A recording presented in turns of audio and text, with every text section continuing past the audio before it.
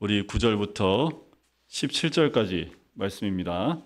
우리 같이 읽도록 할까요? 같이 읽겠습니다. 시작. 이 일 후에 내가 보니 각 나라와 족속과 백성과 방언에서 아무도 능히 셀 수 없는 큰 무리가 나와 흰 옷을 입고 손에 종려 가지를 들고 보좌 앞과 어린 양 앞에 서서 큰 소리로 외쳐 이르되 구원하심이 보좌에 앉으신 우리 하나님과 어린 양에게 있도다 하니 모든 천사가 보좌와 장로들과 내 생물의 주위에 서 있다가 보좌 앞에 엎드려 얼굴을 대고 하나님께 경배하여 이르되 아멘. 찬송과 영광과 지혜와 감사와 존귀와 권능과 힘이 우리 하나님께 세세토록 있을지어다. 아멘 하더라.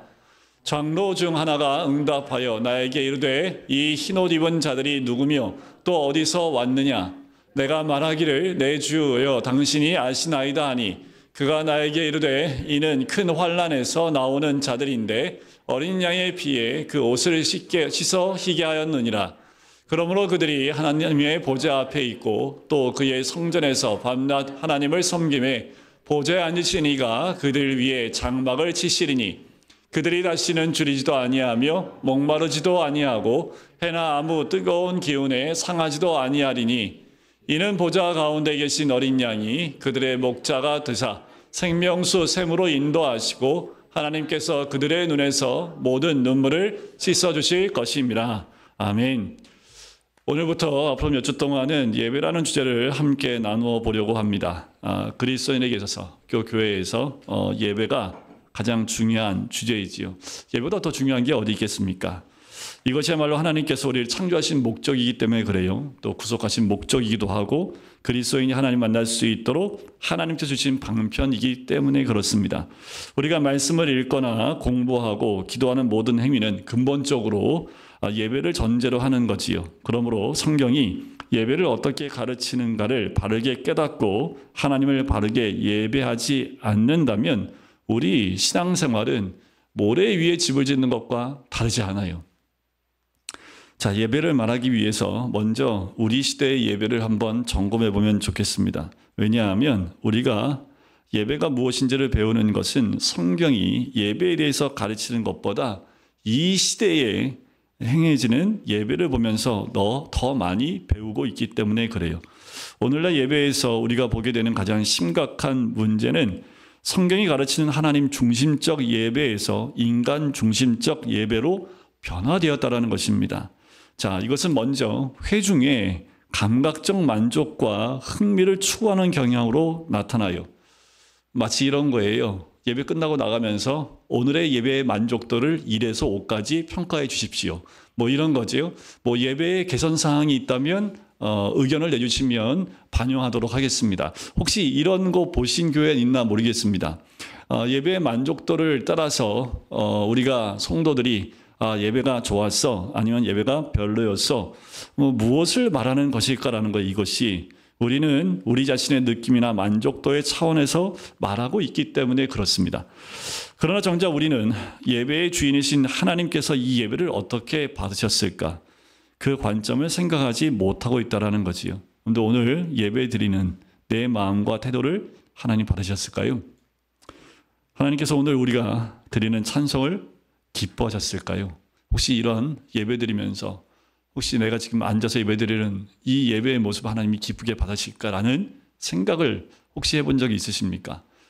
글쎄요, 성가대 찬양을 보면서 준비 잘했네. 오늘은 화음이 끼깔맞네. 오늘은 조금 블레파음인데 이러고 앉아있으면 우리가 하나님이 된 거기 때문에 그래요.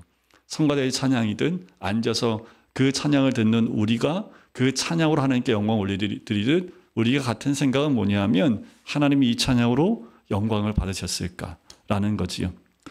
이런 생각, 이런 관점들이 우리에게서 너무 멀어졌지요. 인간의 만족도가 예배 평가의 기준이 되어버린 거예요. 그래서 그 결과 예배 형식과 내용은 정적으로 인간의 흥미를 유발시키고 만족도를 올리는 방향으로 기획되어져 가고 있다는 거지요. 여러분들 큰 교회들 그리고 많은 예배들을 잠시 보면 특별히 우리 청년들이 드리는 청년들만 모이는 그 예배를 보면 자, 과연 어떤 예배일까 한번 생각해 보실 필요가 있습니다. 너무나 중요하고 예배의 본질이라고 생각되는 것들은 좀 따분하면 그냥 빼버려도 되지라고 생각할 수도 있다라는 거지요. 설교는 하나님에 대해서 그리고 하나님 말씀은 전하는 것이 아니라 우리 사람들이 듣기 좋은 또 감각적이고 감상적이고 또 윤리적이고 심리학으로 또 경영학적 지혜를 말하기 시작하고 있는 그런 설교들도 있지요. 찬송에 있어서의 변화는 또 어떻습니까? 마이클 호튼 목사님이 지난 150년간의 찬송들, 찬양들을 다 면밀히 한번 점검해 봤다고 합니다. 그런데 시간이 흐를수록 방향성이 어떻게 가냐면 인간적 가치와 행복을 다루는 내용으로, 즉 감상적 개인주의로 바뀌어 가고 있다는 거예요. 특히 이제 요즘 시대는 더더욱 그런 모습을 보게 돼요. 시편은 하나님께서 행하신 일, 하나님에 대해서 찬송하는 그야말로 찬송들입니다. 본래 찬송은 교리를 노래하는 것이에요. 그런데 우리가 교리를 너무 따분하다고 또 어렵다고 치부하면서 빼버리기 때문에 교리적인 내용들이 점점 빠져나가고 있다는 거지요. 따라서 교리와 무관한 감상적인 가사와 곡조들이 만연하고 있습니다. 여러분들 시카고에 있는 윌로 크릭 교회의 빌 하이빌스 목사님, 되게 유명하신 목사님이죠. 이분이 썼던 책 가운데 이런 내용이 있습니다. 한번 잘 들어보세요. 이렇게 쓰였어요. 셋째, 감동적이고 인상적인 예배를 하라. 예배는 감동을 주고 기억에 남아야 하며 교회의 모임은 재미가 있어야 한다. 사실 창의력과 감동이 있고 기억에 남는 예배를 만드는 것은 굉장히 힘든 일이다. 그러나 할 만한 가치가 있다. 그런 예배라면 성도들이 자연스럽게 누군가를 데리고 오고 싶어 할 테니까 말이다. 영화관에 들어가서 지루한 나머지 몸이 비틀리는 영화를 본다고 가정해보자. 영화관을 뛰쳐나오지 못하는 게 단지 돈이 아까워서라면 누가 그 영화를 추천하겠는가? 교인들도 마찬가지다. 이를 생각하면 일주일이라는 시간은 감동적 예배를 준비하기에 충분하다. 많은 목회자들이 예배가 위대하기를 원한다. 하지만 실질적으로 아이디어를 내는 경우는 많지 않다. 이를 위해 춤도 좋고 영상도 좋으며 드라마도 좋으니 계속해 실험 정신을 갖고 예배에 임하기를 바란다. 물론 설교와 가르침에도 노력을 기울여야 한다. 예배가 살아난다면 성도들은 자랑스러워할 것이고 반드시 소문으로 이어져 주위 사람들을 교회로 인도할 것이기 때문이다. 그때 목사들의 설교는 더 많은 성도에게 큰 은혜가 되어 가깝게 다가갈 것이다. 그런데 어떠십니까? 한 시대에 획을 걷던 한 목사님이 예배에 대해서 쓴 내용이에요. 이 말은 예배를 잘 드리자고 한 얘기인데 제가 읽으면서도 참 낯간지럽고, 이게 예배의 진정한 모습이기 때문일까? 아니면 전도를 위한 예배인가? 과연 예배는 전도를 위해 존재하는가라는 거지요. 그 중심이 어디에 있다고 느껴지고 있는지를 보세요. 중심이 어디에 있어요? 하나님께 있습니까? 사람에게 있습니까? 하나님께 있습니까? 회중의 감동에 있습니까? 이것이 우리 시대의 예배를 고려하는 사람들의 모든 관심의 초점이라는 거예요. 60년 전에 토저 목사님이 예배인가 쇼인가라는 말이, 이 책이 60년 전에 나온 책인데요. 거기에는 이렇게 적혀 있습니다. 성숙한 신앙에 이르지 못한 부끄러운 그리스도인들이 자꾸 기독교가 재미있어야 한다고 주장하기 때문에 희한한 단체들이 생겨나서 그들의 비위를 맞추려 애쓴다. 형제들이여, 그리스도의 십자가는 너무나 영광스럽기에 우리에게 말로 표현할 수 없는 기쁨을 주는 것이지 단지 재미있는 것이 아니다. 60년 전에 토저 목사님이 그 시대의 예배를 놓고 쓰신 말씀이에요. 근데 60년이 지난 이 시대에도 이 글을 읽으면 부정할 수 없는 아쉬움들이 있지요.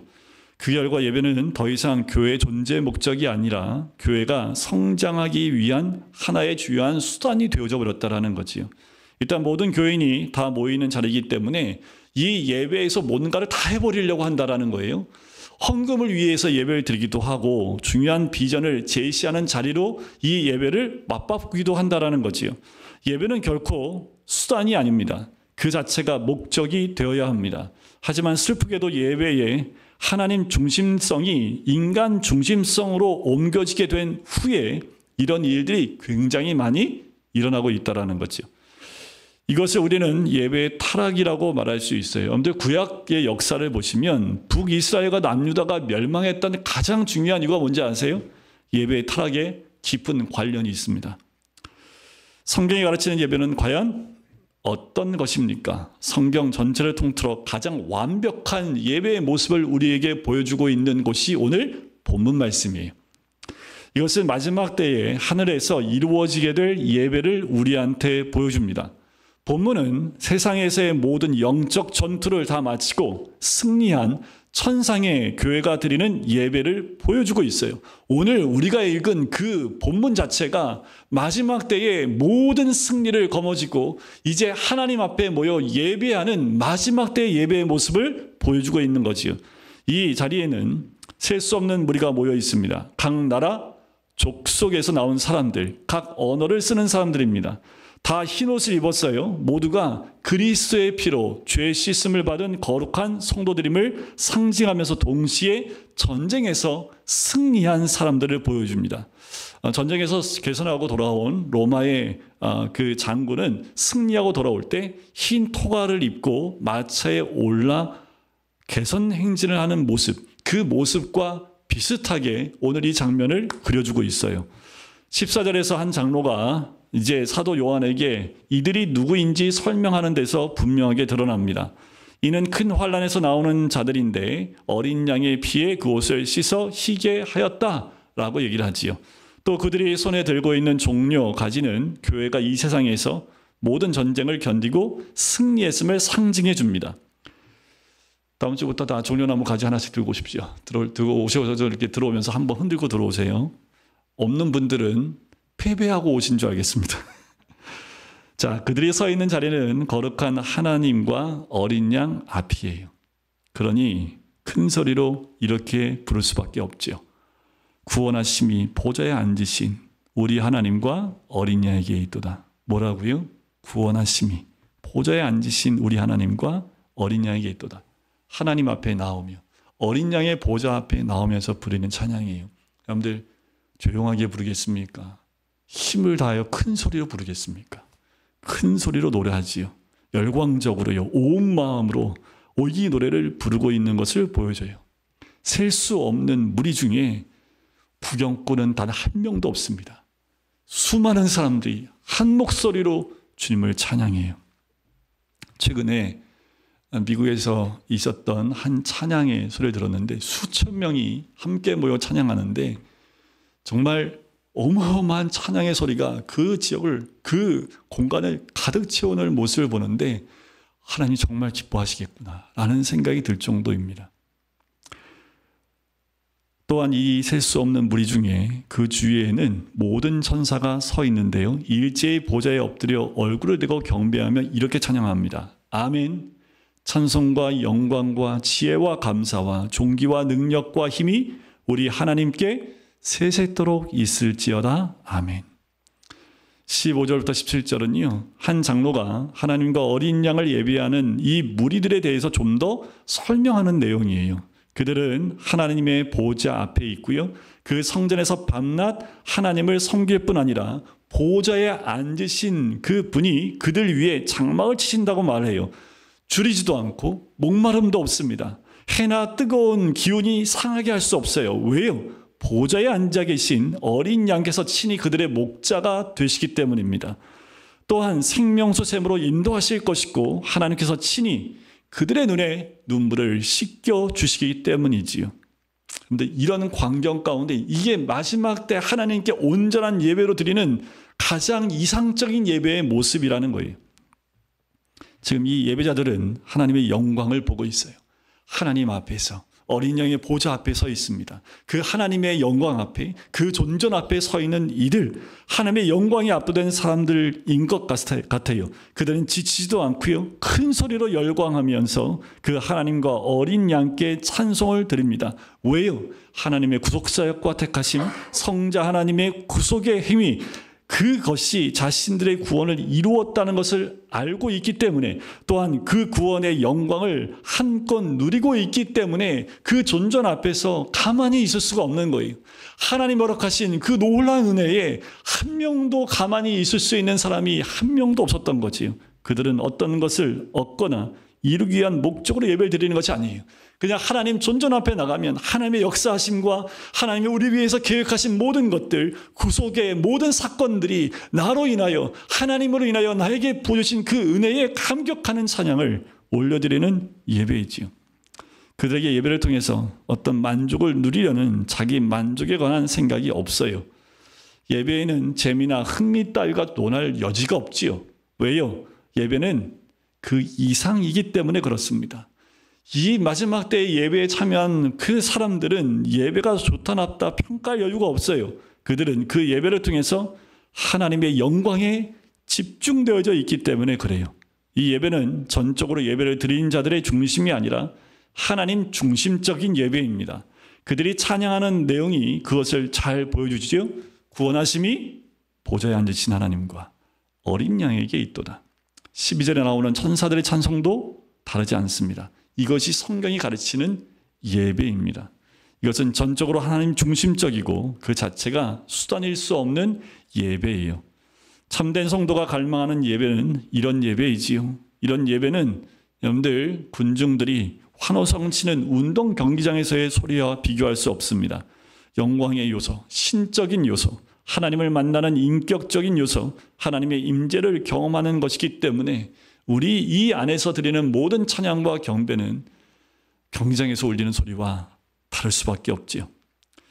그러면 어떻게 우리는 이런 하나님 중심적 예배로 돌아갈 수 있을까라는 거예요. 여러분들, 우리는 어떻게 하나님 중심의 예배로 돌아갈 수 있을까요? 우리가 매주일 함께 하나님의 은혜의 보좌 앞에 모여드는 예배는 여러분들 하나의 의식이 아닙니다. 여러분들, 우리의 예배를 다시 한번 돌이켜 보셔야 돼요. 의무적으로 반복해드리는 의식이 아니라는 거예요. 하나님의 보좌에, 은혜의 보좌 앞에 모여드리는 예배, 이것은 사실 마지막 때에, 그리고 영원히 성도들이 드릴 그 영광스러운 예배의 리허설입니다. 지금 우리가 드리는 예배가요, 마지막 때 하나님께 온전히 올려드리는 저 하늘나라에서 드리는 예배의 리허설과 같은 거예요. 그때는 하나님의 영광 가운데 있지요. 지금 이 예배가 하나님의 영광 가운데 있는 그 모습 그대로 우리의 예배의 모습이 그때로 연결된다라는 거지요.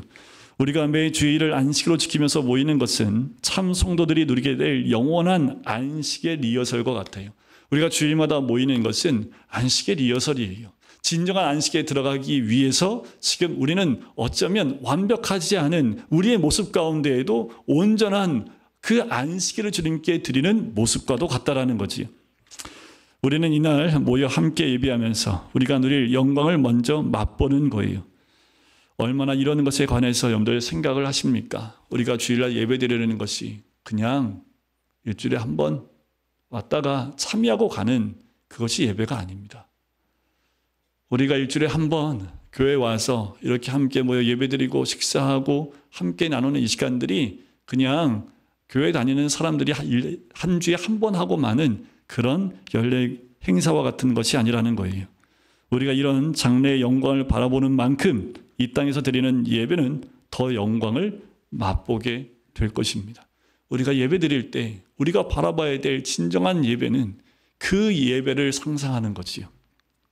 이 예배의 영광을 알게 되고 맛보게 되면 더 이상 자기 입맛에 맞는 예배가 아니라 하나님을 영원롭게 하는 예배, 하나님 중심의 예배에 목마르게 됩니다.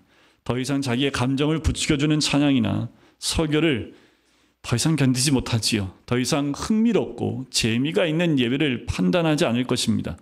그들은 실로 하나님을 경외함으로 섬기고 떨며 즐거워함으로 하나님을 경배하는 자들이 될 것입니다. 여러분들 이 자리에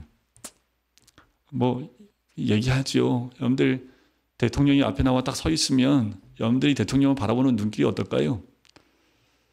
아니, 대통령을 떠나서 정말 권세자가 앞에 딱 서 있다 했을 때 여러분들 우리의 모습은 어떻겠습니까? 여러분들 초청받아 갈 때, 여러분들 어떻게 초청받는 그 자리에 갈 때 여러분들 어떤 마음과 자세로 가겠습니까? 여러분들 하나님 앞에 나올 때 우리의 자세를 보는 거예요. 마치 진짜 이제 마지막으로 하나님께 우리의 모습을 드려 보이는 것처럼 그 모습과 그 자세로 나오는 것이 중요하겠지요. 예배의 정의를 한번 말씀드리려고 해요. 마크 드리스콜 목사님이 정의한 것을 소개합니다. 성령 하나님의 내주하시는 능력으로 말미암아 성자 하나님의 중보자 되심을 통해 성부 하나님을 영화롭게 하는 것, 이것이 예배입니다. 다시요. 성령 하나님의 내주하시는 능력으로 말미암아 성자 하나님의 중보자 되심을 통해 성부 하나님을 영화롭게 하는 것, 이것이 예배지요. 바로 오늘 본문에 나오는 그 하늘의 예배가 바로 이 예배와 같은 겁니다. 여러분, 신앙생활의 기초이자 중심은 예배예요. 봉사나 섬김, 교제나 전도, 선교와 같은 중요한 것들이 있음에도 불구하고 예배는 이 모든 것들과 비교할 수 없습니다. 예배는 이 모든 것들의 기초가 되고요. 또 이 모든 것들의 목적이 됩니다. 예배는 교회의 본질이고요. 교회 존재의 목적이기도 합니다. 우리는 오늘 교제하기 위해서가 아니라 하나님을 예배하기 위해서 모인 거예요. 그러나 예배는 지금 표현하는 것 이상의 의미를 가지고 있습니다. 앞에서 우리가 예배가 목적이 될 수 없다고 그랬죠. 이 어떤 목적을 이루기 위한 수단이 될 수 없다고 말씀을 드렸는데, 그런데 다른 편으로 보면 예배는 우리가 원하고 바라는 모든 목적을 이루어주는 근원이 될 수 있다고도 말씀드릴 수 있습니다. 자, 이게 뭐냐 하면 이것은 예배가 수단이 된다는 말이 아니라요. 예배 자체가 우리를 온전히 드릴 수 있다면, 우리가 예배를 온전히 드릴 수 있다면 우리가 예배 외에 바라는 모든 합당한 것들을 이룰 수 있게 된다는 말입니다. 그러니까 예배를 온전히 주님께 드릴 수만 있다면 신앙생활의 모든 것이 이미 끝난 거예요. 가령 여러분이 예배를 통해서 하나님의 임재를 깊이 경험하신다면 여러분들 복음 위에 서서 살아가지 않겠습니까? 여러분이 만일 주일마다 예배를 통해서 하나님을 깊이 만나신다면 섬김과 봉사하는 힘을 받게 될 것이고요. 복음 전하는 일에 여러분들 스스로가 움직여 나가시지 않겠습니까? 물론 참된 예배를 통해서 성도들이 하나님을 깊이 경험하게 된다면 여러분들 주님께 예물 드리는 것도 여러분들 아낌없이 하나님께 드리지 않겠어요? 존 파이퍼 목사님은 예배가 선교의 목적일 뿐 아니라 연료라고 이야기를 해요. 여러분들 하루 일주일의 시작은 언제 시작입니까? 그런데 우리의 일주일의 시작은 예배로부터 시작하는 거예요. 그래서 다르게 보면 주일이 맨 처음 나오는 이유가 거기에 있습니다. 예배로 한 주를 시작해서 그 예배에 성공을 해서 예배를 통해서 주님과 깊은 교제와 만남 가운데 한 주를 주님께 올려드리는 그 연결로 가는 거예요. 그래서 예배가 중요합니다. 예배는 그리스도의 삶의 모든 행위에 연료가 돼요. 그리스도의 모든 삶의 행위는 예배로부터 시작을 해요. 모든 것은 하나님께 영광을 돌리는 예배로 또 귀결이 됩니다. 여기서 저는 예배를 통해서 일어나는 한 가지를 구체적으로 좀 말씀드리고 싶어요. 뭐냐 하면 우리 젊은 부부가 가장 힘들어하는 것이, 오늘도 여러분들 예배드리면서 아이들이 막 소리내는 거 보셨죠? 당연한 거 아닙니까? 애들이 가만히 있는 게 이상하지 소리내는 게 이상한 거 아니에요. 당연한 거지요. 그러면서 젊은 부부 안에 물음표가 생깁니다. 어떻게 해야 될까? 라는 거예요. 저희는 눈에 얘기를 해요. 애가 통제가 안 되면 잠깐 데리고 나갔다 다시 들어와라 라고 얘기를 해요. 아이들한테 교육하는 건 부모가 예배드리는 모습만큼 진정한 신앙교육이 없다라고 말씀을 드립니다. 제가 이 말을 드린 건 뭐냐 하면 부모가 신령과 진정으로 예배를 드리고 있다면 아이들이 좀 떠들어도 괜찮다라는 거죠. 결국은 뭐예요? 부모의 그 마음을 다하여 드리는 예배 가운데 아이는 자연스럽게 그 삶으로 들어올 수밖에 없습니다. 시간이 걸리겠지요. 괜찮습니다. 네, 제가 잠깐 미국에 있는 교회에 잠깐 나간 적이 있는데요. 거긴 정말 무서워요. 옷 입는 것부터 아이들부터요. 정장 다 입힙니다. 넥타이 하고요. 남자애들은 넥타이에 셔츠에 꼬맹인데 다 그렇게 입고 앉아 있어요. 떠들잖아요. 조용히 데리고 나가서 진짜 때리더라고요. 저는 미국 사회에서 안 그런 줄 알았어요. 그랬더니 정말 예배 시간에 꼬맹이들도요. 정말 집중하는데 애들이 한눈 파는 게 아니라요. 정말 집중합니다. 그거는 맞을까 봐 그런 게 아니라요. 교육이 된 거예요. 여러분들 이곳에 누군가 교회에 처음 난 사람이 앉아 있을 때 근데 그 사람들한테 우리의 예배 드리는 모습이 복음이 돼야 합니다. 우리가 주일날 예배드리는 모습이 그들에게 말씀이 돼야 돼요. 우리가 온전히 예배드리는 모습이 그들이 보고 진짜 뭐가 있나 보다. 진짜 하나님 계시는가 보다. 저도 우리 아이들의 아버지이지만 저도 회개하는 것은 우리 아이들한테 그 모습을 온전히 보여줬을까? 이 아이들이 아빠와 엄마가 예배드리는 모습을 통해서 하나님을 바라봤나? 또 회개할 수밖에 없어요. 여러분, 우리가 예배드리는 모습이요, 그렇지 않은 사람들한테 다르게 보여야 합니다. 온전한 예배의 모습이 이 아이들한테 정말 하나님이 살아계신 것 같은 느낌이 들어야 돼요. 아니요, 느낌이 드는 것이 아니라 정말 살아계시네라는 것을 우리의 예배를 통해서 경험할 수 있어야 된다는 겁니다. 저는 목사이지 예배를 연기하는 자가 아닙니다. 여러분은 성도이지 예배를 연기하는 자들이 아니지요. 여러분은 예배의 구경꾼이 아니라 예배자로 부름을 받은 겁니다. 찬송 부를 때 어떻게 불러야 될까요?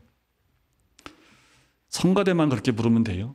아니요. 찬송 부를 때 참으로 하나님의 영광과 구원을 노래하는 그 내용에, 그리고 그 하나님께 몰입해서 온 마음으로 큰 소리로 찬송을 부르는 거예요. 그리고 기도 드릴 때 어때요? 대표로 기도를 드리는 분과 함께 혹 합심으로 기도한다면 마음을 실어서 그 마음을 향하여, 하나님을 향하여 부르짖는 거지요. 설교 말씀을 들을 때는요, 내 귀를 열어서 하나님의 음성을 온전히 듣는 것 같은 능력의 말씀으로 그 말씀을 알고 간절한 말씀으로 그 앞에 있어야겠지요. 어떤 사람이 교회를 방문해서 우리가 드리는 예배를 보고 오히려 그 사람들이 하나님 계심을 느끼고 알 수 있을 정도로 그렇게 되는 것을 한번 상상해 보십시오. 자, 그렇다면 어떻게 우리는 이런 하나님 중심적 예배를 회복할 수 있을까요? 다 좋아요. 목사님 회복하고 싶어요. 뭐 어떻게 하면 될까라는 거지요. 첫 번째, 하나님 중심적 예배의 열쇠는요, 중생과 회심입니다. 근본적으로 자기 중심성이라는 것은 죄인의 본성이지요. 자기 중심적인 세계관을 가진 사람이 어떻게 하나님 중심적 예배를 드릴 수 있습니까? 거듭나지 않고 회심하지 않고는 하나님 중심의 삶과 하나님 중심의 예배를 드릴 수 없어요. 중생과 회심을 통해서 우리는 참된 성도가 드리는 참된 예배를 드릴 수 있게 됩니다. 예배의 정의대로 우리는 예배를 드릴 수 있게 되는 거예요. 중생과 회심을 통해서 죄인은 자기 중심성에서 하나님 중심성으로 변화가 됩니다. 오늘날 교회 예배가 타락한 근본적인 원인도 여기에 있어요. 교회에 중생과 회심이 없는 교인들을 잔뜩 만들어 놓기 때문에 교회는 하나님 중심적 예배를 갈망하지도 않아요.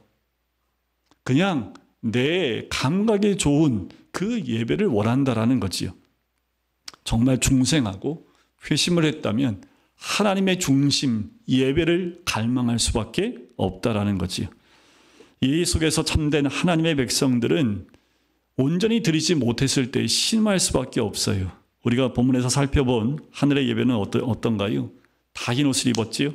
셀 수 없이 많은 숫자의 사람들임에도 불구하고 모두가 하나님의 구속의 은혜를 깊이 경험하고 구원을 누리게 된 자들이라는 거지요. 여러분들, 온전한 중생, 거듭남과 회심이야말로 하나님 중심의 우리의 모든 것이 바뀔 때야말로 우리가 온전한 예배로 하나님 중심으로 나갈 수 있습니다. 둘째로 중생하고 회심한 성도들에게 말씀드립니다. 배우고 알게 되었다면 온 마음으로 그리고 간절한 심령으로 그런 예배를 갈망하기 시작해야 합니다. 그렇게 예배하기를 원해야 합니다. 그런 예배를 드리기 위해서 우리 자신을 준비해야 합니다. 여러분들, 예배 나올 때, 하나님께 예배로 나올 때 준비하셔야 돼요. 예배에 성공하기 위해서, 예배에 목숨을 걸기 위해서, 예배에 내 생명을 걸고 오늘 온전한 예배로 주님께 나가겠다고 결단하고 미리미리 준비하고 기도로 일주일 동안 준비하고 주를 만나는 그 자리를 사모하며 나오면 예배는 살아있을 수밖에 없습니다. 예배에 생명이 넘칠 수밖에 없어요. 여러분들, 그만큼 준비가 되어져 있지 않기 때문에 그런 거죠. 여러분들, 그냥 숙제 발표하는 것도요, 준비가 되어 있는 사람과 준비되지 않은 애들 보면요 완전히 달라요. 여러분들, 준비되어 있는 예배와 그렇지 않은 예배 하나님이 당연히 알지요. 하나님만 아시겠습니까? 우리 서로가 다 알지요. 셋째로 하나님 앞에서 우리는 어떻게 예배 드려야 될지, 예배의 초점은 오직 하나, 하나님의 임재 앞에 서는 것입니다. 하나님의 임재 앞에, 그 임재 가운데로 들어가서 성령과 진리 안에서 예배하는 참된 예배자들이 되는 거예요. 우리가 오늘 본문에서 읽은 천상의 교회가 하나님께 드리는 예배의 가장 근접한 예배, 하나님의 중심 예배를 회복할 수 있도록 우리는 기도해야 합니다. 사랑하는 성도 여러분, 하나님께서는 왜 사도 요한에게 오늘 본문에 읽은 것과 같은 하늘 예배의 영광스러운 모습을 보여주셨고 기록하셨을까라는 거예요. 왜 이걸 기록해 놓으셨을까요? 교회는 예배자들의 공동체입니다. 그러나 이 세상에 살면서 우리는 그런 하늘의 예배와 똑같은 영광을 누리지 못하지요. 하지만 언제나 하나님의 구속의 은혜를 입은 성도는 그런 예배, 하늘 예배, 온전한 예배에 목말라 하고 그 예배를 갈망하는 사람입니다. 그 시작은 나로부터예요. 내가 예배에 하나님을 만나고 싶은 갈망함과 온전한 예배로 주님께 나아가길 원하는 그 갈증이 내 안에 있어야 된다는 거죠. 하나님께서는 우리가 이 땅에 살면서 예배 드릴 때 언제나 하늘의 예배를 사모하게 하시려고 이 장면을 사도 요한에게 보이시고 기록한 것 같습니다. 하늘에 우리의 소망이 있지요.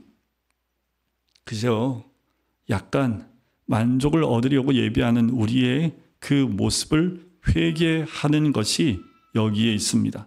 예배는 나 중심일 수 없어요. 나 중심의 예배는 하나님을 예배하는 것이 아닌 자기 숭배의 한 수단일 뿐입니다. 여러분들, 예배의 중심은 주께 있습니다. 자꾸 예배를 나에게 맞추지 마세요. 예배는 하나님께 있는 거지요. 하나님께 드리는 거지요. 그것을 자꾸만 내 수준으로 밑으로 내려오면 그것이 땅에서 드리는 예배밖에 안 돼요. 우리 예배는 하늘을 울리는 예배가 되어야 되지요. 성령의 역사가 있는 예배, 하나님의 생명이 있는 예배, 늘 하나님의 존전 앞에 있는 것 같이 우리가 준비되어 나올 때 그 영광을 맛보게 될 줄 믿습니다. 여러분들, 바로 예배 시간 가운데 하나님의 역사는 일어나요. 예배 가운데 하나님의 표적과 기사가 일어나요. 예수님이 말씀을 전하실 때 그때 많은 병자가 일어났던 것처럼, 또 베드로가 말씀을 전할 때 고넬료 가정에 성령이 임했던 것처럼 여러분들, 예배 가운데 하나님의 역사는 일어납니다. 하나님이 친히 정하신 예배라는 형식 속에서 일어나는 일들이라는 거예요. 하나님께서 우리의 교회에서 그리고 우리의 평생에 이런 은혜의 기적을 보게 하시기를 저는 간절히 소원합니다. 예배 가운데 여러분들 치유의 역사도, 예배 가운데 하나님이 우리의 삶 가운데 치유하시는 은혜도 함께 누리는 은혜가 있기를 간절히 소원합니다.